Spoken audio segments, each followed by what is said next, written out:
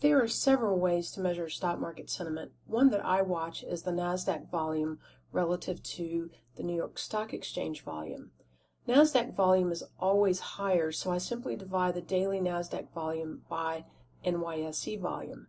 Typically, Nasdaq stocks are viewed as being a more speculative investment, so a higher volume indicates a higher degree of risk-taking among investors, which, when viewed as a contrarian indicator, means too much bullishness.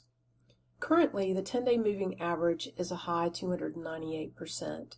Since the 2009 stock market bottom, there have been only two other times the percentage was this high, January 16, 2014, and 2 months later on March 19th, as shown here and here.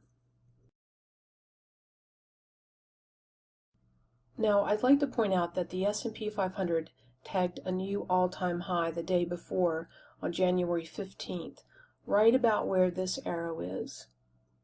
3 days later, a decline began that shaved 6% off the S&P 500 in 9 days. The chart on the right is the current period beginning in August 2018.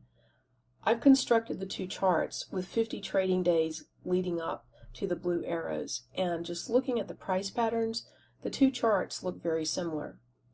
And like 2014, the S&P 500 just made a new all-time high. Nasdaq volume is not the only indication of extreme bullish sentiment at the moment. There are others, which I won't go into, but for traders, the risk of a decline here is a real possibility.